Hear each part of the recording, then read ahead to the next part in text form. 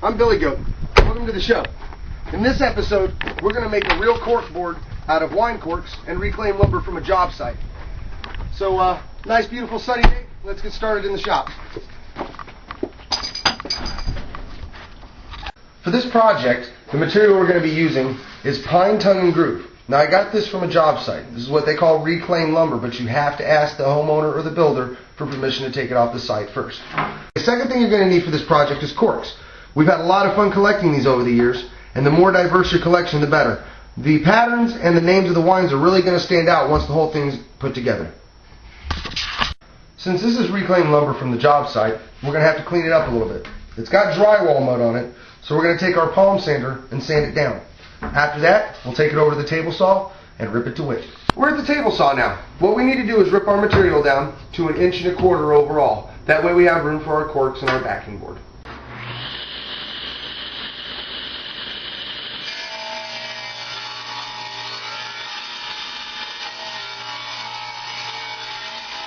The next step is cutting the dado that our backboard is going to sit in. It's going to be 1/4 inch deep and 1/4 inch wide, and also 1/4 inch from the bottom. We need to lower the blade for the dado because we don't want it to go all the way through our material. We want to set our fence 1/4 inch from the blade.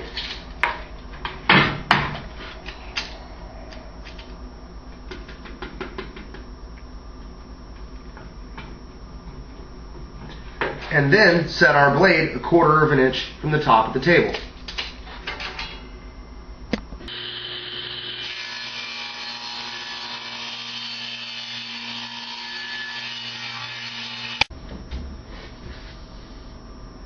And it looks like we got it. The next part of this project is going to take us to the chop saw. We need to cut our sides to length.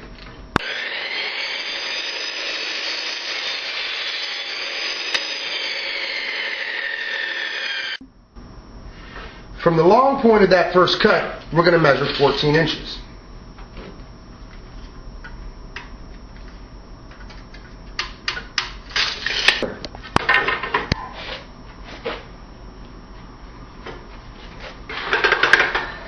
Just videotape me cutting the next couple. It'll just be video.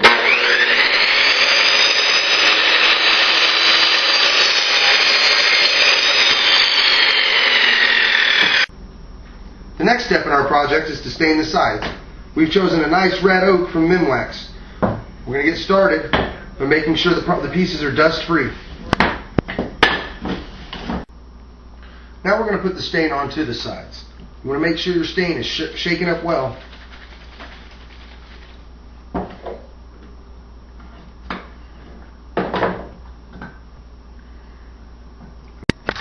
Now we're going to start applying the stain to the board. Make sure you get it on evenly and in all the cracks and crevices. The reason we're staining it now is so that when we start assembling it, it'll be a lot easier to finish. While we're waiting for the stain to finish drying on the sides, we're going to cut our backboard. To do that, we need to have the measurements on the inside of our groove. It's going to be 13 inches all the way around.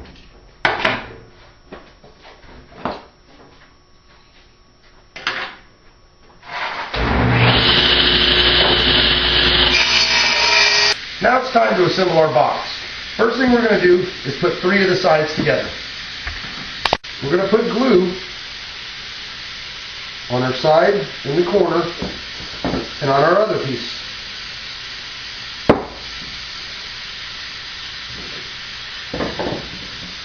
You're going to line your pieces up.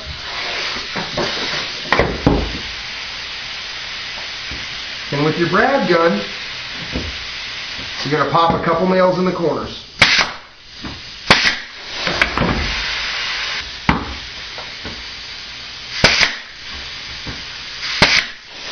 Pop a couple nails in.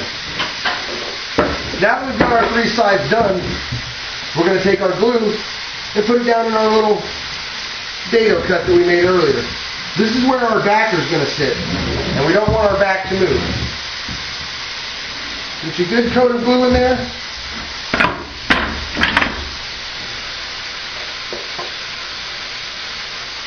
And then we're going to slide our back part right on in.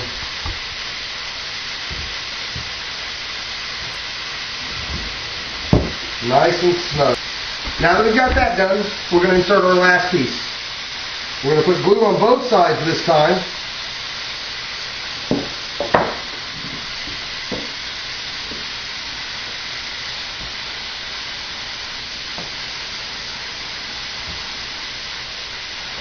Match up our corners and nail it in.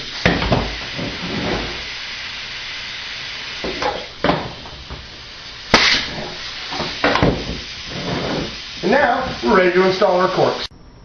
Okay, for the last part of our project, we're going to put the corks into place. To hold them into place, we're going to use Instant Bond glue. We're going to start in the corner, and we want to make sure that your pattern is facing out, what you want to be exposed. Put a little bead of glue on the back side.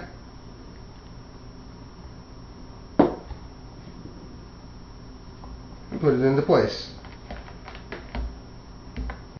Once you've got the final cork in place, it's a matter of letting it dry, and then your project will be done. Well, I had a bunch of fun doing it, and I hope you had as much fun watching. We'll see you next time. I'm Billy Goat.